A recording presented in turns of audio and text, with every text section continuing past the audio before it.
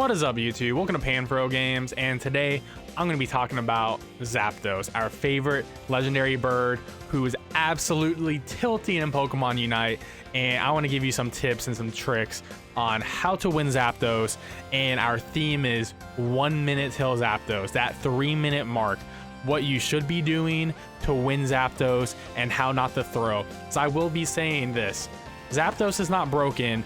There's a lot of people do not understand how to play around Zapdos, and they throw games and they're making mistakes that can be stopped, and it all starts at the 3-minute mark. Now let's dive into 1 minute till Zapdos. You are 1 minute away from Zapdos. You just hit the 3-minute mark. No matter what has happened before this moment, the entire game can change. You could be winning, taking all the Dreadnoughts, or you could be losing and down to just your home base. Everything you do at this point can change the outcome, whether you win or whether you lose. And this is a very valuable part of the game. At the 3-minute mark, there are 5 different things that you can do as a player that can boost your chances of winning.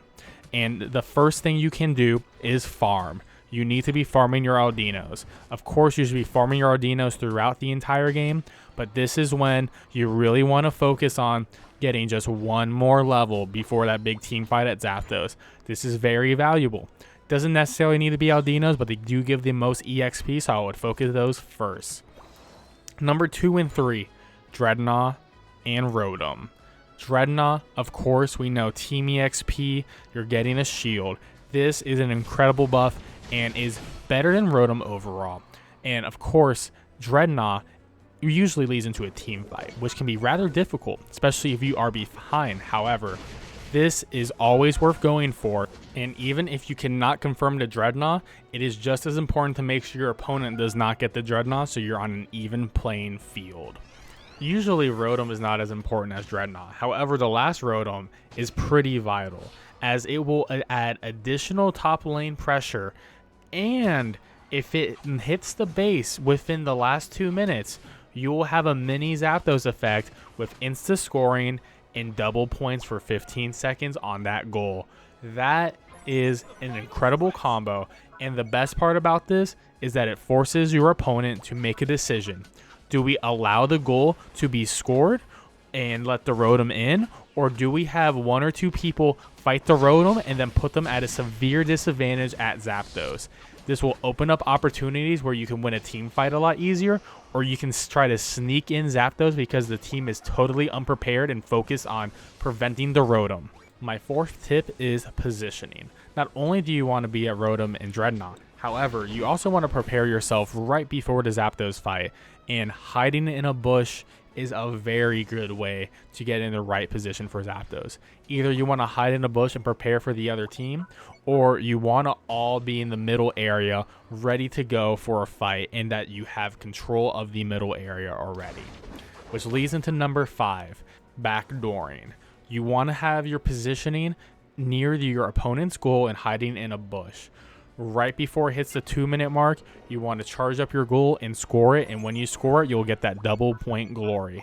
This is huge as it will damage the enemy's morale and get them sporadic, as they will try to run over to you and try to defeat you, moving them away from the middle, and then you want to get back to the middle and help out your team on the Zapdos. Zapdos has spawned, 2 minutes is here, and double points activated. Everyone is in a frenzy. What do we do to win this game? Well, if you are winning, and the best way to tell if you're winning is if you have more goals left than your opponent. If you are in that situation, you do not want to start Zapdos, because if you start Zapdos and the other team is alive, they have a high chance of stealing it, and it becomes a 50-50 situation. And this is why a lot of people think Zapdos is broken, because they always lose when Zapdos spawns and they feel like they're fighting for their life when they're trying to take Zapdos. Well, the issue is, just don't do Zapdos. Let the other team start Zapdos, which means Zapdos will be attacking them, and then you can just focus on the other team. Don't make it a coin flip, because you worked so hard in the previous 8 minutes.